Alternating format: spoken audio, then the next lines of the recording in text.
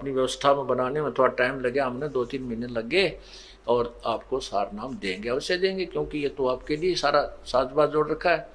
अब उनको बुलाया, उनसे परीक्षा ली, तो 485 में थे, मेरे ख्याल में 40 पास हुए। ओ तेरा गजब हुई। अब एक तो न्यू तक लाना चाहिए, बोला जी आपने ढंग से ना बताया नाम देते समय। अरे तेरा गजब हुए, तीसरा नाम तो पीएचडी का है। उसने कहा कि आपने केवल ये बताया था कि ये नाम ऐसे जपना है, दूसरा तत्व ऐसे जपना है, आपने नूतना बताया यो ब्रह्म का है, यो परब्रह्म का है। वह बोला ये सत्संग करते समय मैं बता कौन से रागनी गाया करता, यही तो बताता हूं, तुम्हारे को ये देखना था तुम्हारी बुद्धि कहाँ काम करती है। वो तेरा गजब हो। और फिर मन ने उलाना देने का, आपने ढंग से ना बताया, यह भी उलाना उठूंगा भाई।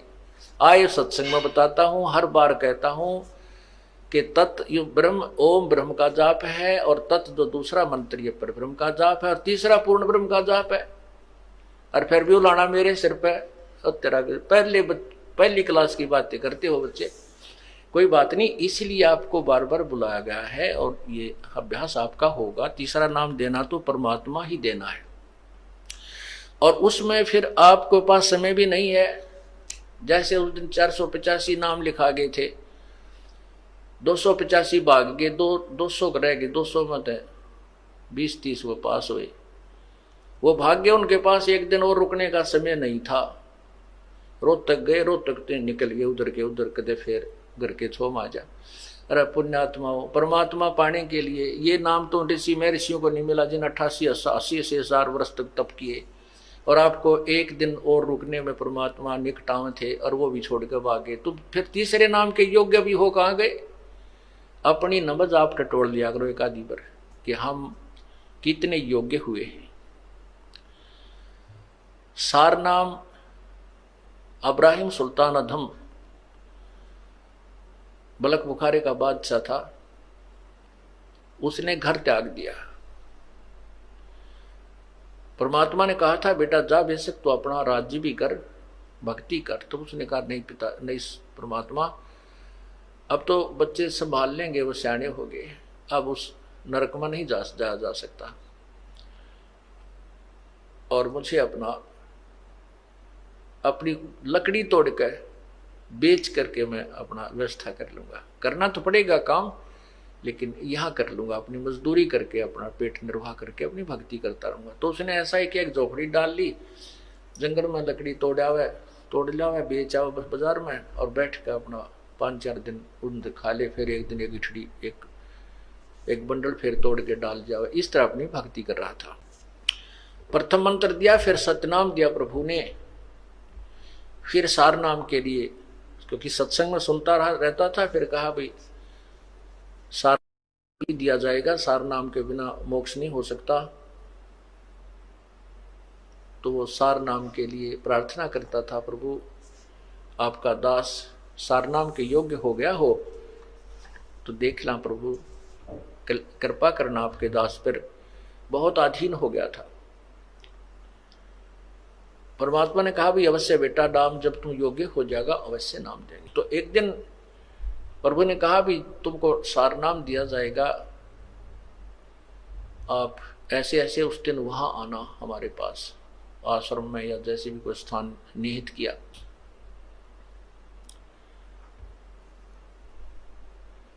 अब उधर से परमात्मा ने अपनी एक शिष्या से कहा बेटी, क्योंकि जहां परमात्मा रहते थे, क्योंकि सतगुरु ना जाने कितनी बार आए हुए हैं, वो केवल कबीर नाम से प्रकट हुए हैं, कति आम्या सामी तो अब मैं भगवान हूं, और वो सारा अन्य उनमें भी आए हैं, और कुछ दिन अतिथि रूप में रहे हैं। उनके विषय में कोई ये नहीं बता पाया कि ये कौन थे, कहाँ के रहने वाले थे। प्रश्न करा करते थे भी आप कौन हो, कहते संतों के बारे में ज्यादा नहीं खोजबीन नहीं करनी चाहिए। इस तरह वो गुप्त रूप में काफी समय तक 10-20 वर्ष 50 वर्ष कहीं रह जाते थे, फिर चले जाते थे, अपने अन्य रूप बना कर भी आते रहे। तो वो वहाँ एक आश्रम सा बनाकर प्रभु रहा करते थे, एक झोपड़ी सी डाल के। तो वहाँ बुलाया उनको के, और उसमें प्रवेश करने से पहले 5-4 मकान आते थे। और वो एक ही गली थी उसमें एंट्री करने की, और उसमें 5-4 जो मकान थे उनमें से एक मकान अपने भगत का था। तो उस लड़की से कहा, बेटी अब के ये भगत आएगा सार नाम लेने के लिए, उस दिन बता दिया, उस दिन आना, क्योंकि वो गुरु वचन पर चलता था, भगत गुरु वचन पर चलते थे, उसी दिन आना था। परमात्मा ने कहा, बेटी अब ये ऊपर आए ना, यहाँ तेरे मकान के नीचे से गुजरे तो इसके ऊपर एक बाल्टी गारा के कीचड़ की, पेशाब पशु भैंसा का, पशुओं का, गाय का, बकरियां का गोबर गार मिलाकर इसके ऊपर ओझ दिए, ऊपर तक उलेट देना। और इसकी फिर क्या प्रक्रिया हो, इस गारा के मिट्टी के कीचड़ के डलने के उपरांत इसकी क्या प्रक्रिया हो वो मुझे बताना, यो तुझे कैसा व्यवहार करे। तो उस लड़की ने ऐसा ही किया। इब्राहिम सुल्तान जी आ रहे थे, ये बल्ख बुखारा के बादशाह थे जिन्होंने राज रूज त्याग करके अपना एक साधारण से व्यक्ति का जीवन जी रहे थे, भक्त का। अब जैसे आपको बताया था कि विकार मरे मत जानियो जो भूबल में आग, बहुत अधीन था, नम्रता भी बहुत थी, आता था सत्संग में जब भी, जी साहब जी सर। अब ये तो परीक्षा होगी जब पता चलेगा हम कितने नम्र हैं, कितना क्रोध और काम और लोभ त्याग गया है, जब सामने चीज होगी जब पता चलेगा। तो वो आ रहा था, उस लड़की ने वो एक काम किया, ऊपर तक वो पूरी बाल्टी ठोक दी उसके ऊपर, और तब उसने नुक्कती ला करके देखा ऐसे, तो बहुत गुस्से में कहने लगा कि यदि आज मैं राजा होता तुझे वो सजा देता दुनिया देखती, तेरी आंखें फूट गई हैं क्या, आते जाते नहीं दिखाई देते तुझे। अब वो लड़की थोड़ी सी देर के बाद नहा धो कर अपने वहां भी पहुंच गया आश्रम में। तब पूछा, बेटी वो किया अपना फार्मूला प्रयोग? बिल्हा जी किया। तो क्या क्या प्रतिक्रिया हुई भक्त की? उसको नहीं पता था कि ये कभी राजा भी था, लड़की को नहीं मालूम था कि ये राजा था, क्योंकि वो नहीं बताता था। तब उसने पूछा, लड़की ने अपने परमात्मा से, गुरुदेव से, कि हे भगवान क्या ये राजा था? तो उसने, गुरुदेव ने यानी परमात्मा ने, कबीर जी ने कहा, क्यों बेटी क्या बात है कि जब मैंने इसके ऊपर बाल्टी डाली ना, पानी का कीचड़ डाला, तो मेरे से खुद क्रोध में कहने लगा, यदि आज मैं राजा होता, अगर आज मैं राजगद्दी पर होता, राज्य ना छोड़ा होता, तो तुझे वो सजा देता, यहां संसार देखता। बेटा बेटी बस यही देखना चाहूं था मैं, इसकी नब्ज देखना चाहता था, ये तीसरे नाम के योग्य हुआ है कि नहीं।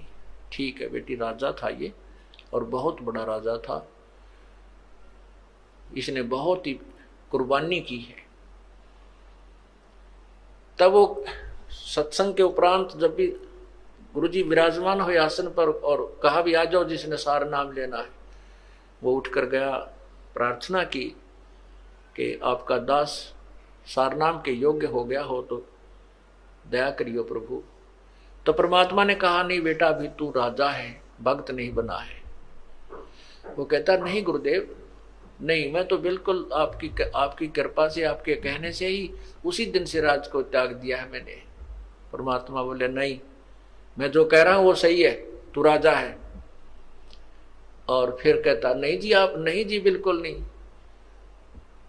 तो कहते हैं, गुरु के सम्मुख वचन नहीं कहे, सो से रहनी गहनी सुख लय। यह भी उसकी कमजोरी थी, ये कहना कि नहीं जी नहीं जी, जो गुरु जी कहे कहा जी जरूर, कोई उसको गहराई से सोचे कहां बोल रहे हैं संत। तो परमात्मा ने कहा, जा बेटा 1 वर्ष के बाद उस दिन आना, बस ज्यादा नहीं। तो वो चला गया। वो सोच गया भाई बात कोई गड़बड़ जरूर हुई है, गुरुजी ने मुझे ऐसा कैसे कहा।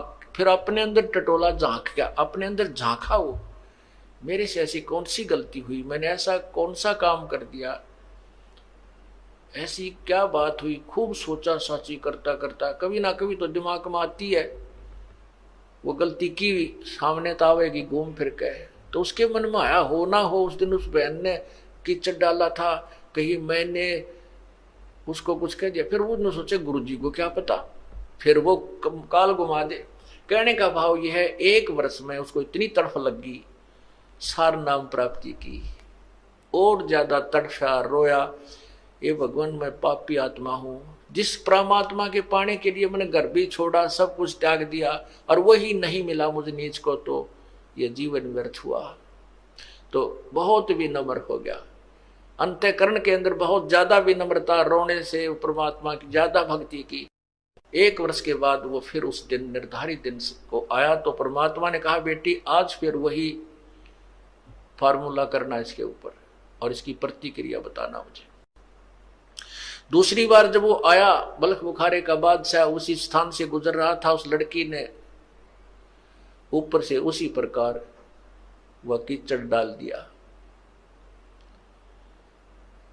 तब वो कहता है कि, तो वो लड़की कहती है भाई साहब मैंने दिखे को नहीं, आप दिखाई नहीं दी, माफ करना, कौन हो आप, और मेरे से गलती होगी, माफ करना।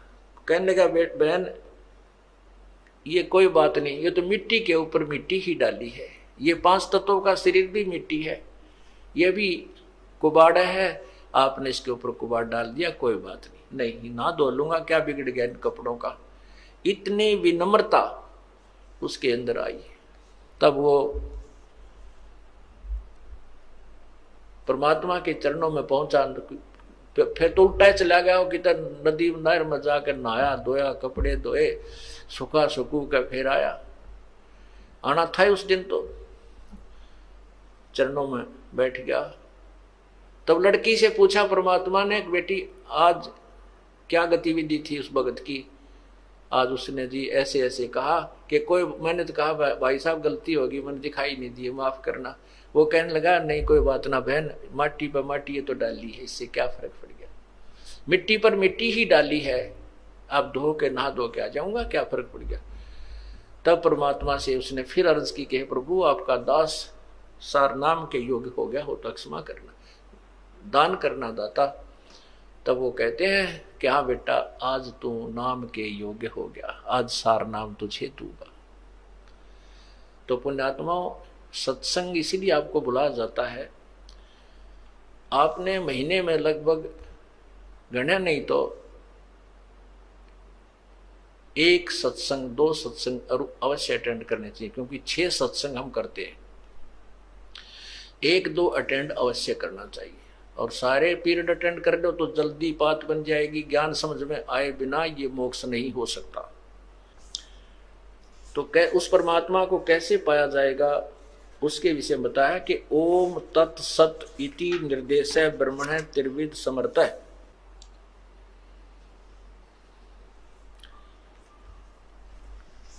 अब यहां क्या बताते हैं,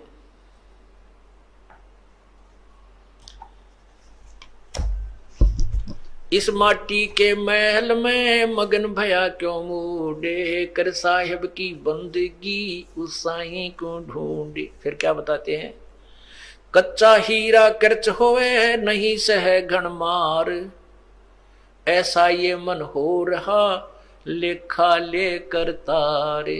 यानी तीसरा नाम देने के लिए हीरे की परख की जाती है। सार नाम जब दिया जाता है तो हीरे की परख की जाती है। हीरे की परख करने के लिए क्या कैसे परीक्षण किया जाता था पूर्व समय में, कि हीरा एक गोल गोल सा कंचे टाइप होता है, चमकदार धातु होती है, पत्थर सा होता है, पर चमक जबरदस्त होती है उसकी। और उसको उसमें कच्चा हीरा भी होता है और पक्का हीरा भी होता है। पक्का हीरा की क्या पहचान होती है कि उसको एहरन पर रख के नीचे एक लोहे का मूसल सा गड़ा हुआ होता जमीन में, उसके ऊपर लोहार कारीगर लोहे को नीचे उस पत्थर के मोटे खंभे से पधर कर ऊपर